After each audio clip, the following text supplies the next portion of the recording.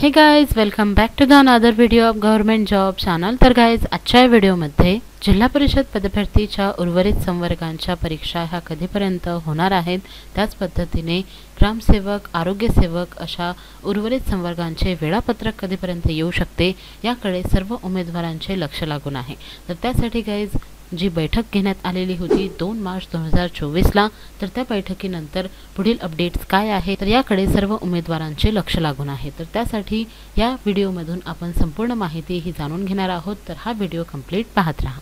तर गाइस, तुम्ही पाहू शकता सामान्य प्रशासन विभागाकडून हे नवीन परिपत्रक प्रसिद्ध करण्यात आलेला आहे। दिनांक 4 मार्च 2024 रोजी पुन्हा एक वेळा बैठक घेण्यात आलेली आहे। ही बैठक समिती कक्ष क्रमांक 5 मुख्य इमारत मंत्रालय मुंबई या ठिकाणी आयोजित करण्यात आलेली होती। हिची वेळ जी आहे ही 3:30 वाजता 4 मार्च 2024ला कंडक्ट करण्यात आलेली होती। तर गाइस, यामध्ये विषय होता आदिवासी भागातील पेसा क्षेत्रातील 17 संवर्गातील भरती प्रक्रियेबाबत बैठक।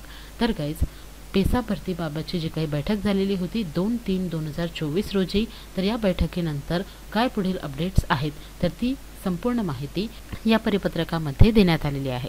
तुम्ही पाहू शकता पेसा क्षेत्रातील पदभरतीच्या अनुषंगाने मान्य सर्वोच्च न्यायालयात दाखल करण्यात आलेली स्पेशल लीव्ह अपील सिव्हिल क्रमांक 22-109/2023 अद्याप प्रलंबित आहे। सदर याचिका लवकरच सुनावणीसाठी येण्याची शक्यता आहे। सदर प्रकरणी माननीय महाधिवक्ता महाराष्ट्र राज्य यांच्या समवेत दिनांक 2/3/2024 रोजी झालेल्या बैठकीच्या वेळी त्यांनी पेसा क्षेत्रातील विविध 17 संवर्गातील एकूण रिक्त पदांच्या स्थितीबाबतची माहिती तात्काळ सादर करण्याचे निर्देश दिलेले आहेत।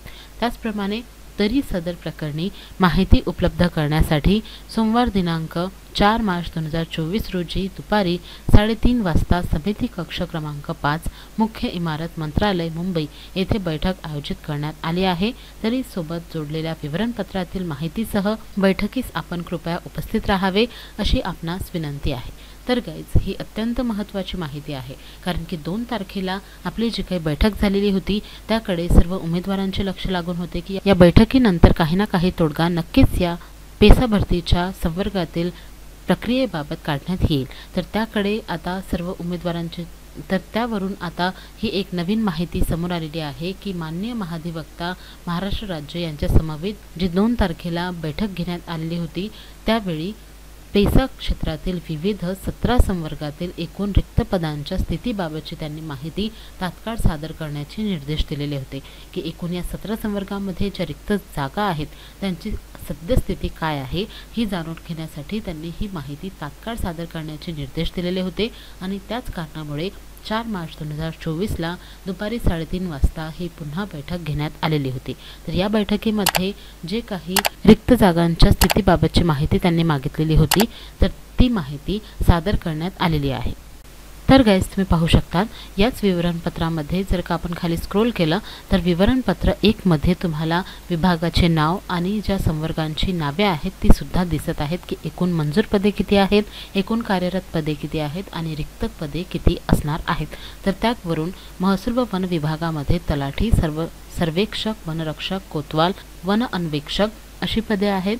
तर ग्रामविकास विभागामध्ये ग्रामसेवक, शिक्षक, पशुधन पर्यवेक्षक, सहाय्यकारी परिचारिका व प्रसविका, APW, बहुउद्देशीय अशी विविध पदे असणार आहेत। तर या सर्व विभागांची जे काही एकूण मंजूर पदे आहेत, एकूण कार्यरत पदे आहेत आणि एकूण रिक्त पदे आहेत या संदर्भात माहिती हे तात्काळ मागवण्यात आलेली होती माननीय महाधिवक्ता महाराष्ट्र राज्य यांच्याकडून। तर त्यामुळे ही माहिती 4 मार्च 2024ला पुरवण्यात आलेली आहे आणि या बैठकीनंतर नक्कीच कुठली ना कुठली अपडेट समोर येण्याची शक्यता आहे। त्याचप्रमाणे गाइज, जी ही बैठक झालेली आहे या बैठकीनंतर लगेचच आता सर्वोच्च न्यायालयाची सुनावणी देखील होणार आहे। सुनावणी ही 12 मार्च 2024 रोजी आयोजित करण्यात आलेली आहे। तर आता त्यापुढील अपडेट्स आपल्याला नक्कीच पाहायला मिळणार आहेत। जेव्हा केव्हा आरोग्यसेवक, आरोग्यसेविका, ग्रामसेवक या पदांच्या परीक्षांचे वेळापत्रक प्रसिद्ध होईल तेव्हा मी नक्कीच तुम्हाला नोटिफाय करणार आहे। त्याचप्रमाणे गाइज, आता एक नवीन अपडेटसुद्धा समोर आलेली आहे, ती म्हणजे अशी की ज्या पद्धतीने एक्झाम सुरू आहेत MST CETच्या, तर CETच्या एक्झाममध्ये तर त्याचप्रमाणे गाईज विविध CETचे पेपर हे सुरू आहेत.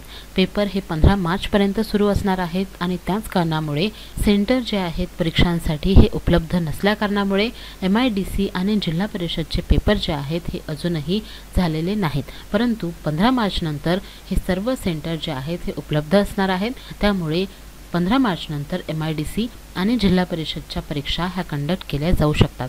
15 मार्च अगोदर 12 मार्चला पेसा भरतीबाबतची सुनावणी होणार आहे आणि सुनावणी झाल्यानंतर काही ना काही अपडेट नक्कीच काढण्यात येईल आणि त्यानंतर लगेचच आपल्याला परीक्षांचे वेळापत्रकसुद्धा पाहायला मिळू शकते. कारण की सेंटरची उपलब्धता वाढणार आहे. एक वेळा CETचे पेपर कंप्लीट झाल्यानंतर MIDCचे आणि जिल्हा परिषदचे पेपर हे मार्च महिन्याच्या शेवटपर्यंत कंडक्ट केल्या जाऊ शकतात. तुम्हा सर्वांना माहितीच असेल की IBPS ही कंपनी फक्त काही दिवस अगोदरच आपल्याला पेपरच्या विषयीची माहिती देत असते. ज्या पद्धतीने पर्यवेक्षिकाचे पेपर झालेले आहेत त्यावरून तुम्हा सर्व कॅन्डिडेट्सना एक आयडिया आलेली असेल की परीक्षा ही होणार आहे आणि परीक्षेच्या काही दिवस पूर्वीच फक्त 2 ते 3 दिवस अगोदर पूर्वीच माहिती देण्यात आलेली होती की हॉल तिकीट्स येणार आहेत आणि 29 तारखेला परीक्षा ही कंडक्ट करण्यात येणार आहे. त्यामुळे गाईज हॉल तिकीट हे डायरेक्टली रिलीज केल्या जाऊ शकतात आणि पेपरसुद्धा लगेचच कंडक्ट केल्या जाऊ शकतात. कारण की CETमुळे सेंटर उपलब्ध नसल्यामुळे परीक्षा होत नाही आहेत. परंतु 15 मार्चनंतर सर्व सेंटर उपलब्ध आहेत आणि त्यानंतर MIDC आणि जिल्हा परिषदचे पेपर्स हे नक्कीच कंडक्ट केले जाणार आहेत. त्या अगोदर सुनावणी देखील होणार आहे आणि आता जी बैठक झालेली होती या बैठकीनंतर सुद्धा लवकरच काही ना काही पुढील अपडेट्स येण्याची शक्यता आहे. ही बैठक कंडक्ट केल्यानंतर माननीय सर्वोच्च न्यायालयाकडून सुद्धा यामध्ये दखल घेण्यात आलेली आहे आणि ही जी काही प्रलंबित प्रकरणे आहेत हे लवकरात लवकर सॉर्ट आउट करण्याची तयारी सुरू आहे. त्यामुळे येत्या काही दिवसांमध्ये नक्कीच आपल्याला वेळापत्रकासंदर्भातील माहिती मिळणार आहे. परंतु गाईज परीक्षा ही मार्च महिन्यामध्येच होणार आहे आणि 15 मार्चच्या नंतर कधीही कंडक्ट केल्या जाऊ शकते. त्यामुळे तुमचा अभ्यास चांगल्या रीतीने चालू ठेवा आणि येणाऱ्या काळामध्ये जेव्हा केव्हा कुठली अपडेट समोर येईल तेव्हा मी नक्कीच तुमच्यापर्यंत ती माहिती पोहोचवणार आहे.